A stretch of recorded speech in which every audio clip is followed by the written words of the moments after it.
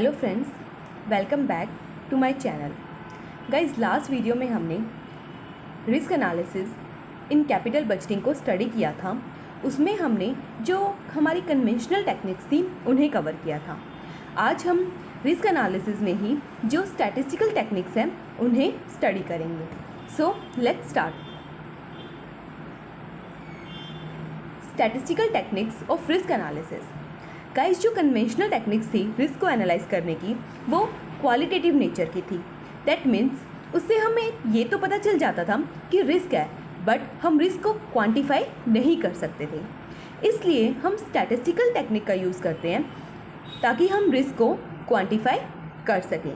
इससे जो रिज़ल्ट आता है, या फिर हम बोल सकते हैं इससे जो हमें पता चलता है रिस्क के बारे में, वो ज़्यादा बेटर है as compare to conventional techniques. कौन कौन से स्टैटिस्टिकल टेक्निक्स अवेलेबल हैं? Probability distribution, simulation analysis, decision tree approach, standard deviation and last one is coefficient of variance. One by one हम इन्हें स्टडी करते हैं। सबसे पहले जो हमारी अप्रोच है वो है प्रोबेबिलिटी डिस्ट्रीब्यूशन। गाइस, जो प्रोबेबिलिटी का कंसेप्ट है वो बहुत बेसिक है कैपिटल बजटिंग में रिस्क को एनालाइज करने के लिए। हम हमेशा से ही प्रोबेबिलिटी के बारे में पढ़ते आ रहे हैं। प्रोबेबिलिटी क्या है? Chances of happening and non happening of an event. अगर किसी इवेंट के हैपन होने के 100% चांसेस हैं, तो उस केस में जो हमारी प्रोबेबिलिटी होगी वो 1 होगी। ऑन दी अदर हैंड, अगर किसी प्रोजेक्ट के होने के चांसेस बिल्कुल ज़ीरो हैं, तो वहाँ जो प्रोबेबिलिटी होगी वो 0 होगी। तो हम ये कह सकते हैं कि जो हमारी प्रोबेबिलिटी है वो 0 से 1 के बीच में लाई करती है। हम प्रोबेबिलिटी डिस्ट्रीब्यूशन का यूज़ करते हैं एक्सपेक्टेड वैल्यूज़ को कैलकुलेट करने के लिए। हम इसे कैसे कैलकुलेट करते हैं?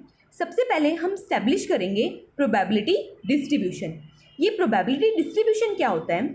जब हम हमारे कैश इनफ्लोज को उनकी रिस्पेक्टेड प्रोबेबिलिटी के साथ शो करते हैं, तो उसे हम बोलते हैं प्रोबेबिलिटी डिस्ट्रीब्यूशन। सेकेंड स्टेप में हम क्या करेंगे? जो हमने प्रोबेबिलिटी असाइन की है रैंडमली, उसे हम मल्टीप्लाई करेंगे उसके कैश फ्लो के साथ। एट लास्ट थर्ड स्टेप में हम क्या करेंगे? जो हमारे वैल्यूज़ निकल के आई थी सेकेंड स्टेप में, उन्हें हम एग्रीगेट कर देंगे। तो हमारी क्या निकल के आएगी?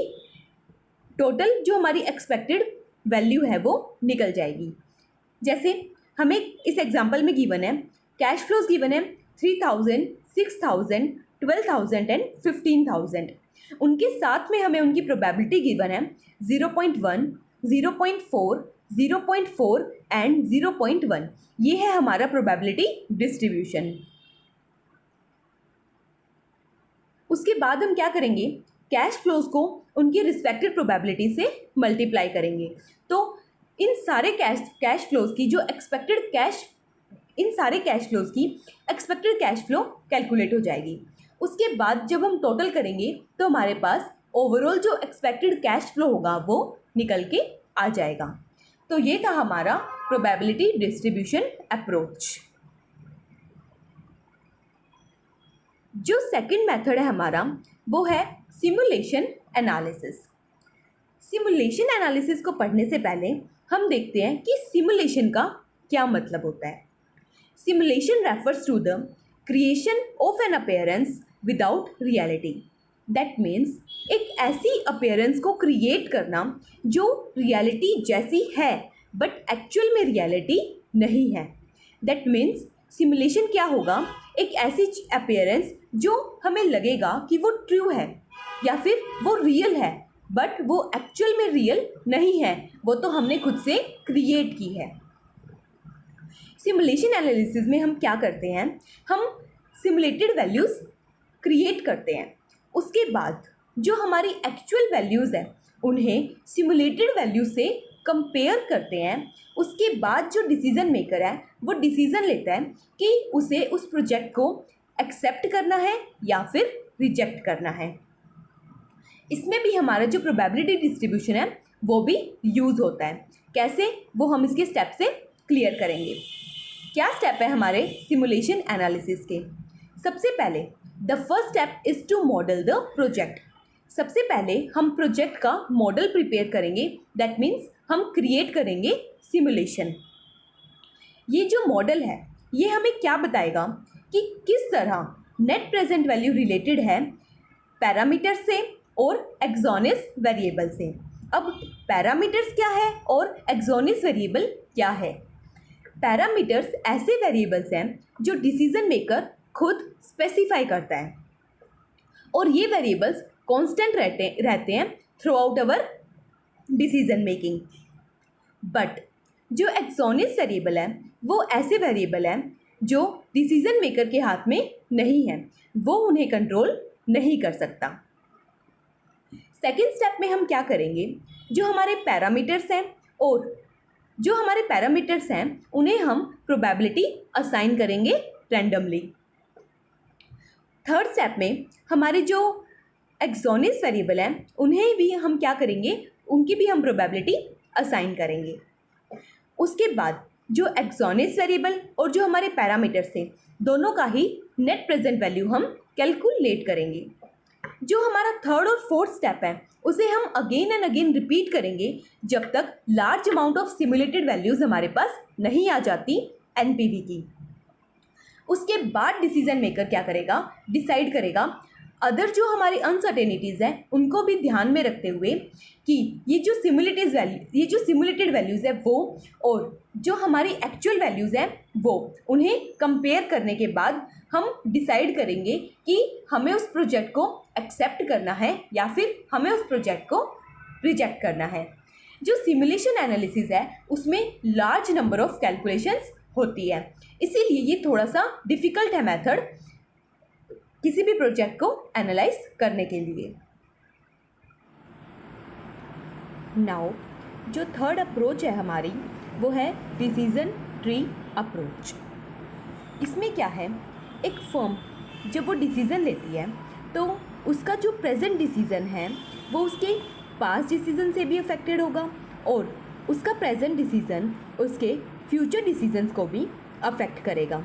उसी तरह जब हम कैपिटल बजटिंग में किसी प्रोजेक्ट को इवेल्युएट करते हैं तो वो भी एक सीक्वेंस ऑफ डिसीजन से पास आउट होता है, डिफरेंट स्टेजेस से पास आउट होता है एट लास्ट ये डिसाइड करने के लिए कि वो प्रोजेक्ट सिलेक्ट होगा या फिर वो प्रोजेक्ट रिजेक्ट होगा। हम एक बार में डिसीज़न लेने की बजाय क्या करते हैं, उस डिसीज़न को डिफरेंट पार्ट्स में या स्टेजेस में डिवाइड कर देते हैं। उसके बाद हम डिसीज़न लेते हैं। एक डिसीज़न मेकर है, उसे कोई डिसीज़न लेना है तो उस डिसीज़न से रिलेटेड उसके पास बहुत सारे ऑप्शंस अवेलेबल होंगे, तो वो उन सारे ऑप्शंस को भी कंसीडर करेगा और डिसाइड करेगा कि कौन सा ऑप्शन बेस्ट है जिससे उसका जो बेनिफिट है वो ज़्यादा होगा as compare to cost and also as compare to other options. तो डिसीजन ट्री अप्रोच के अंदर जो हमारी फॉर्म होती है वो एक ट्री की फॉर्म में होती है। दैट मीन्स एक ट्री है, उसकी डिफरेंट ब्रांचेस हैं। उसी तरह डिसीजन ट्री अप्रोच में भी हम डिफरेंट पार्ट्स में या स्टेजेस में अपने डिसीज़न को प्रेजेंट करते हैं। इसमें कुछ एक स्टेप्स फॉलो होते हैं, वो क्या है, सबसे पहले defining the decision making problem, उसके बाद drafting a decision tree with all possible outcomes, उसके बाद हम क्या करते हैं, putting in relevant data with probable values, determining and allocating payoffs for each possible outcomes. At last हम calculate करते हैं expected monetary values for every possibility. One by one हम इस स्टेज को समझते हैं। क्या है, सबसे पहले the first step is understanding and specifying the problem area for which decision making is required. हम देखते हैं कि क्या प्रॉब्लम ऑफ एरिया है हमारा जिसके रिगार्डिंग हमें डिसीजन लेना है। उसके बाद सेकेंड स्टेप में हम क्या करेंगे, उस डिसीजन से रिलेटेड हमारे पास बहुत सारे सॉल्यूशंस अवेलेबल होंगे। हम सारे के सारे सॉल्यूशंस को इंटरप्रेट करेंगे, उनके प्रोज एंड कॉन्स को स्टडी करेंगे, उसके बाद डिसीज़न लेंगे। थर्ड स्टेप में हम क्या करेंगे, जो हमने वेरिएबल्स चूज़ किए या फिर हम बोल सकते हैं जो डिफरेंट ऑप्शंस में से बेस्ट ऑप्शंस हमने चूज़ किए, उन ऑप्शंस को हम डिसीजन ट्री पे शो करेंगे with their respected probability. Fourth step में हम क्या करेंगे, जो हमने ऑप्शंस चूज़ किए हैं उनसे हमें क्या आउटकम मिलेगा उन्हें भी हम प्रेजेंट करेंगे डिसीजन ट्री पर। एट लास्ट हम सारे के सारे ऑप्शंस की एक्सपेक्टेड मॉनेटरी वैल्यू को कैलकुलेट करेंगे। जिसकी सबसे हाईएस्ट एक्सपेक्टेड मॉनेटरी वैल्यू होगी वो सबसे बेस्ट ऑप्शन होगा और हम उसे चूज़ कर लेंगे। इस एग्जाम्पल से ये क्लियर हो जाएगा। एक कंपनी है ABC लिमिटेड, वो प्रीमियम स्किन केयर प्रोडक्ट्स को सेल करती है।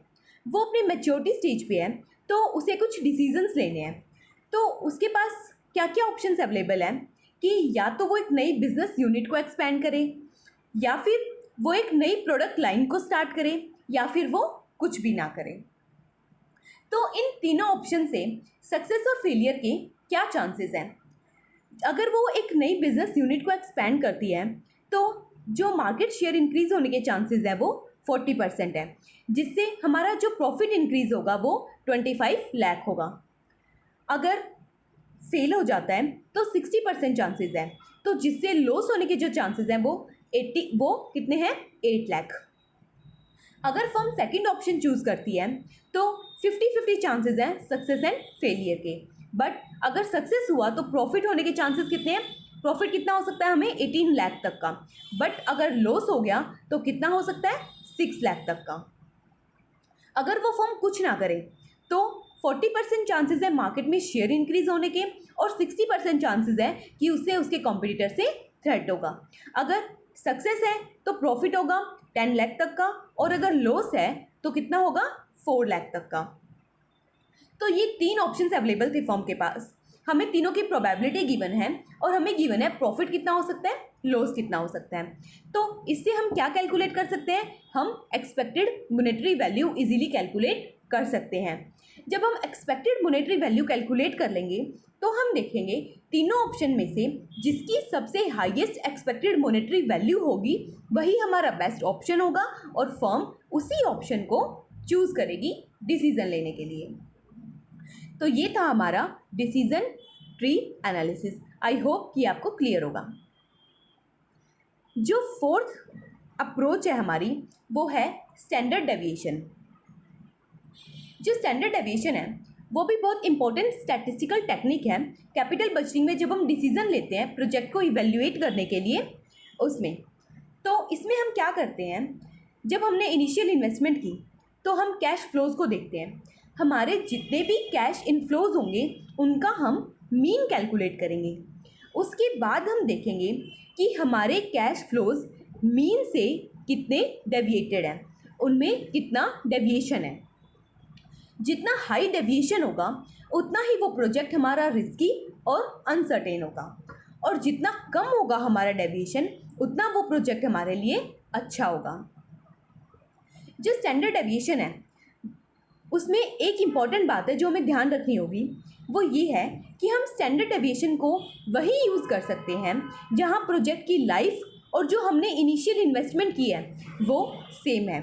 दैट मीन्स अगर डिफरेंट लाइफ है प्रोजेक्ट्स की और जो इनिशियल आउटफ्लो है वो भी डिफरेंट है हमारे प्रोजेक्ट्स का, तो उस केस में स्टैंडर्ड डेविएशन हम यूज़ नहीं कर सकते। वहाँ जो हम यूज़ करेंगे वो है कोफिशिएंट ऑफ वेरिएशन। कैसे कैलकुलेट होता है standard deviation, √xi minus mean इस पूरे का स्क्वायर डिवाइडेड बाय n-1। तो इस तरह से हम स्टैंडर्ड डेविएशन को कैलकुलेट करते हैं, जिससे हमें पता चल जाएगा कि हमारे कैश इनफ्लोज अब उनके वेरिएंस से कितने डेविएटेड हैं। High deviation high risk, low deviation low risk. At last जो हमारी फिफ्थ टेक्निक है वो है कोफिशिएंट ऑफ वेरिएंस। जो कोफिशिएंट ऑफ वेरिएंस है वो रिलेटिव मेजर है रिस्क को एनालाइज करने का। दैट मीन्स इससे जो रिजल्ट्स आएंगे वो रेशियो की फॉर्म में होंगे, जिसे कंपेयर करना इजी है। उसके अलावा हमने अभी पीछे स्टैंडर्ड डेविएशन पढ़ा, उसमें देखा कि स्टैंडर्ड डेविएशन वहाँ यूज़ नहीं होता जहाँ प्रोजेक्ट्स की इनिशियल इन्वेस्टमेंट और एक्सपेक्टेड लाइफ डिफरेंट है। उस केस में अगर हमें प्रोजेक्ट्स को कंपेयर करना है तो जो बेस्ट ऑप्शन है हमारे पास वो है कोफिशिएंट ऑफ वेरिएंस। उसके अलावा कहाँ कहाँ यूज़ कर सकते हैं हम कोफिशिएंट ऑफ वेरिएंस को? जहाँ स्टैंडर्ड डेविएशन सेम है प्रोजेक्ट्स का बट एक्सपेक्टेड वैल्यू डिफरेंट है, या फिर स्टैंडर्ड डेविएशन डिफरेंट है बट एक्सपेक्टेड वैल्यूज़ सेम है। एट लास्ट अगर स्टैंडर्ड डेविएशन भी डिफरेंट है, एक्सपेक्टेड वैल्यूज़ भी डिफरेंट है और हमें प्रोजेक्ट को कंपेयर करना है तो भी हम कोफिशिएंट ऑफ वेरिएंस को यूज़ कर सकते हैं। कैसे कैलकुलेट होता है coefficient of variance? Standard deviation divided by mean.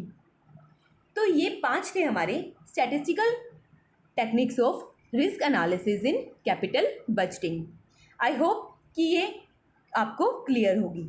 तो अभी हमने लास्ट वीडियो में कन्वेंशनल टेक्निक्स को कवर किया और इस वीडियो में हमने स्टैटिस्टिकल टेक्निक्स को कवर किया। आज हमारा कैपिटल बजटिंग का जो टॉपिक है वो कंप्लीट होता है। मिलते हैं नेक्स्ट वीडियो में एक नए टॉपिक के साथ। तब तक के लिए चैनल के साथ जुड़े रहिए, ज़्यादा से ज़्यादा लाइक करें, शेयर करें और चैनल को सब्सक्राइब करें। And also don't forget to press the bell icon.